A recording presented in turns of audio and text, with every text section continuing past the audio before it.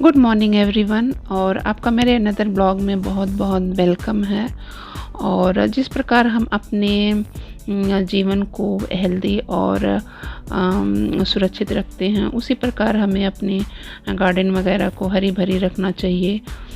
और क्योंकि जो प्लांट होते हैं हमारे जीवन का बहुत महत्वपूर्ण अंग होता है, क्योंकि इन्हीं से हमें ऑक्सीजन वगैरह मिलता है और भी बाकी चीज़ें हमारे लाइफ स्टाइल से जुड़ी होती हैं। तो ये मेरे गार्डन के कुछ प्लांट हैं और मेरे channel Pushpa Singh all in one में आप लोगों का बहुत बहुत वेलकम है।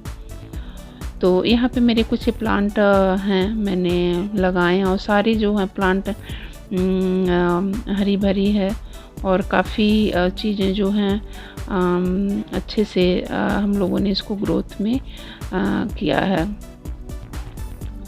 उसके बाद यहाँ पे मैं आपको एक बेड बिछाने का तरीका बताऊंगी। कोने का जो पार्ट है आप इस तरह से अपने हाथ में लेना है, और उसको जो है ये साइड वाला जो उसको प्रेस करना है अच्छे से, एक तरफ से उसको दबाना है। और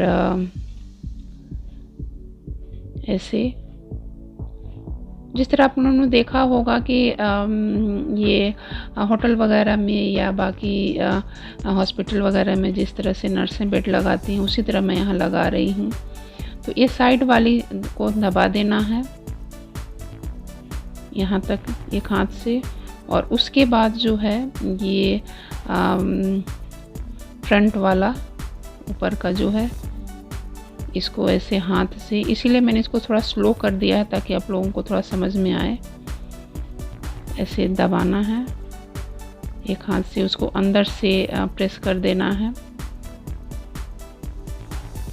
और एक हाथ से इसको ऐसे दबाना है, और फिर ऐसे दबाते हुए चारों तरफ से, और फिर दूसरे हाथ से इसको उस पे चढ़ा के और फिर जो है लगाना है। और ये चादर का जो ट्रिक है बहुत ही अच्छा है। ये कभी जो बेड है अगर इसे अपने आप से ना खोला जाए तो ये खुलते नहीं हैं।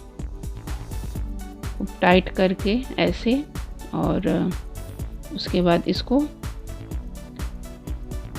अंदर की तरफ से उसको मोड़ के और बेड के नीचे कर देना है ऐसे। ये बहुत अच्छा ट्रिक है, मैं अभी दिखाऊंगी कि इसको मैं, और चारों कोनों को आपको इसी तरह से करना है। हार्डली मुश्किल से 3 सेकंड या 4 सेकंड लगे होंगे। मैंने इसको थोड़ा सा स्लो कर दिया, इस वजह से आपको लंबा दिख रहा होगा। देखिए इस तरह मैं ओपन कर रही हूँ, बट ये खुल नहीं रहा है। अपने आप से ये नहीं खुलेंगे जब तक इसको खोला ना जाए। तो इस तरह से चारों कोनों को इसको जो है करना है, और दिन भर जो है आपकी चादर ऐसी टिकी रहेगी, खुलेगी नहीं जब तक इसको ना खोला जाए। तो और यहाँ पे मैंने अपना बेड जो है ऑर्गेनाइज अच्छे से कर दिया है।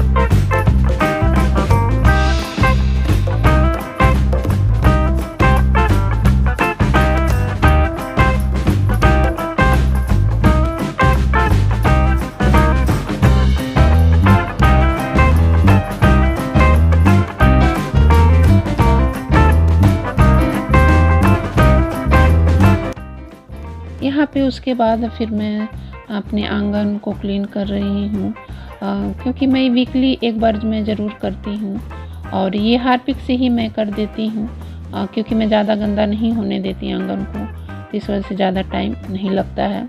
और जब भी मैं वॉशरूम को धोती हूँ तभी मैं इस चीज़ को जो है अच्छे से क्लीन कर देती हूँ।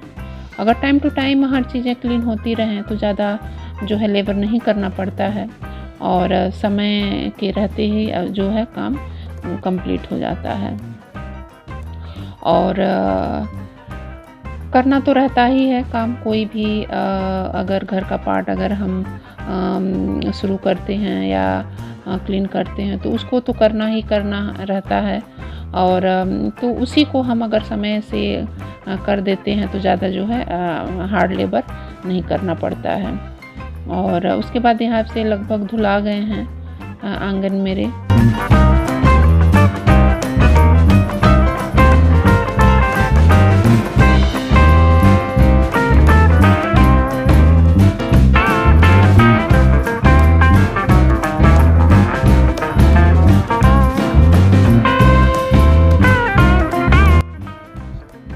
और आंगन धुलने के बाद जो स्विच वगैरह हैं उसको मैं इसमें हल्का सा शैम्पू लेके और उसको मैं क्लीन कर रही हूँ, क्योंकि जो स्विच वगैरह होते हैं तो जब भी हम वॉशरूम जाते हैं या किसी भी घर के पार्ट का या रूम का, तो मैं थोड़ा सा शैम्पू लगा के ही सारी क्लीन कर देती हूँ।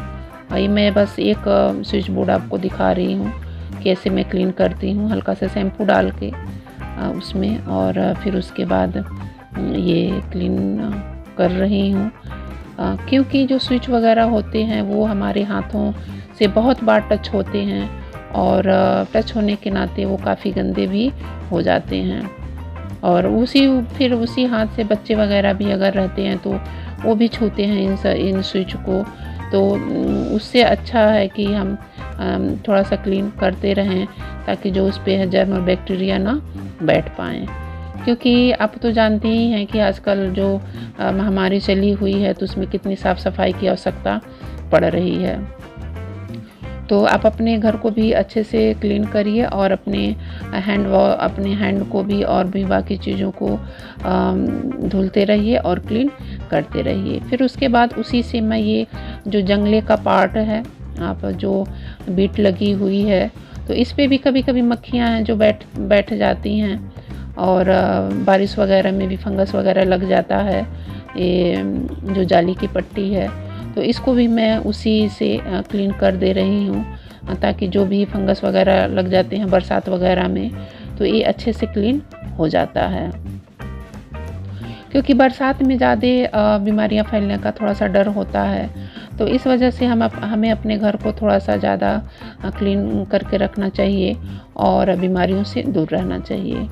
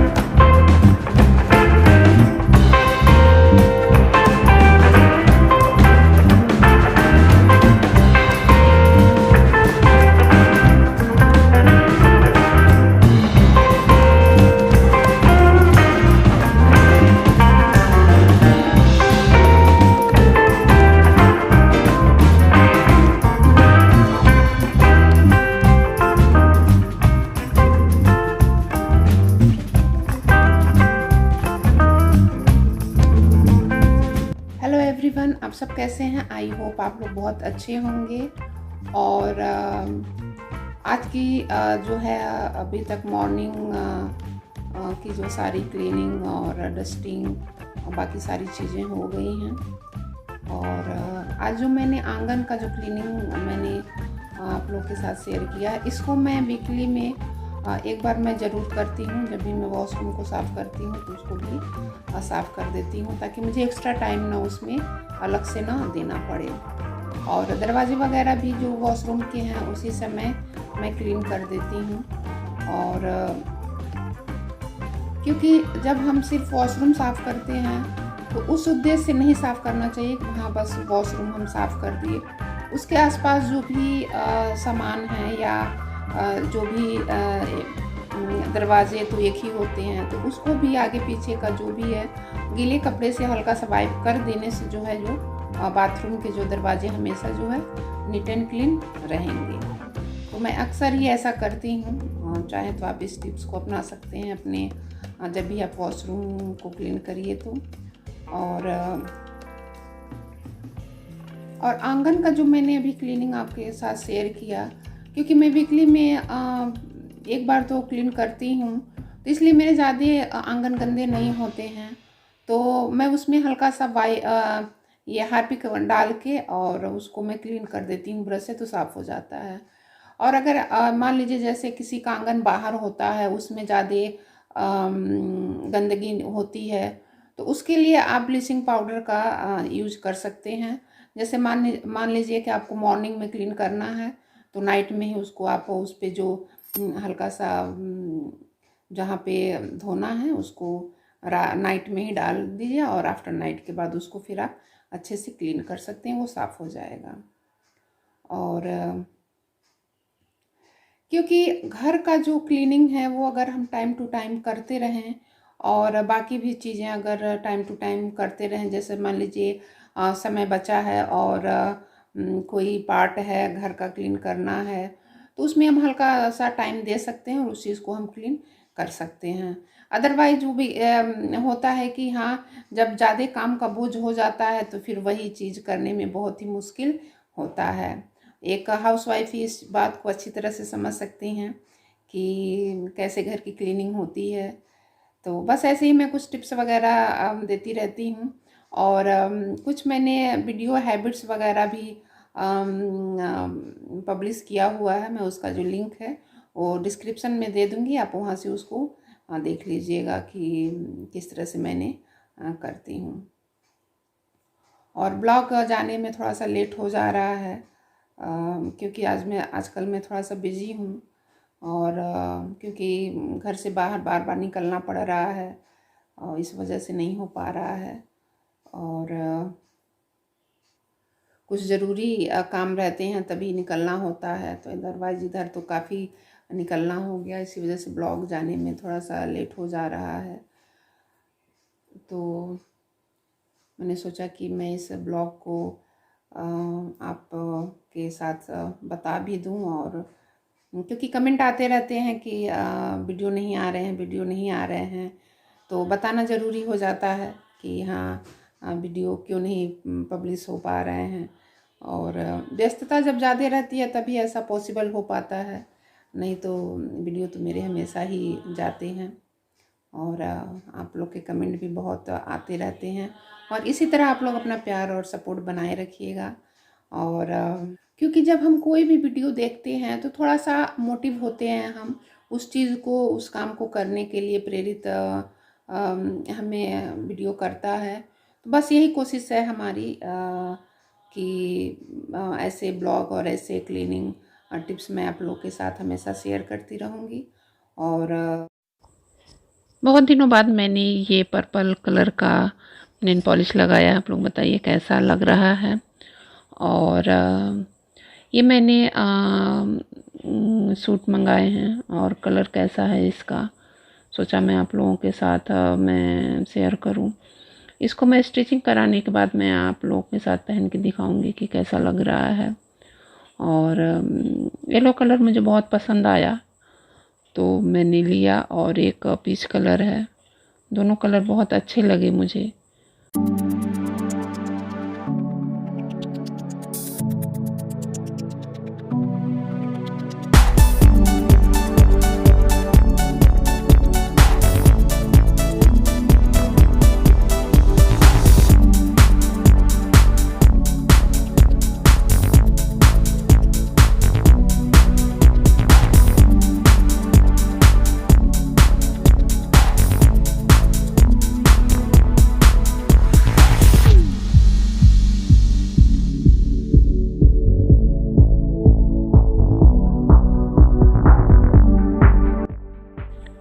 और इवनिंग का टाइम है, सारे किचन की जो क्लीनिंग है, बर्तन वगैरह जो भी दोपहर के थे सारे क्लीन हो गए हैं। और क्योंकि जब क्लीन साफ़ रहता है तभी एक हाउसवाइफ का जो है वो रूटीन जो है वो सफल होता है। क्योंकि अगर किचन गंदे रहते हैं तो कोई भी वर्क काम करने में मन नहीं लगता है। और ये जो काढ़ा का रेसिपी है वो मैं अपने किसी ब्लॉग में इसका रेसिपी शेयर की हूँ।